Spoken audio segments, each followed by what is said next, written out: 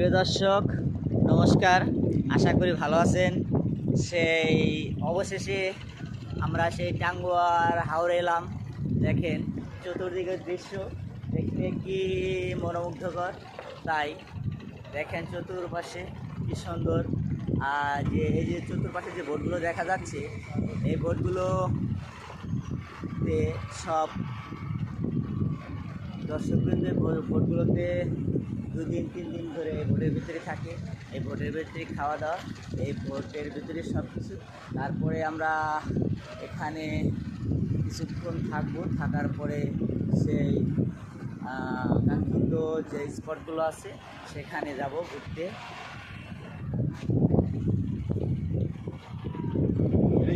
Tanguar Haor Tanguar Haor, Tanguar Haor.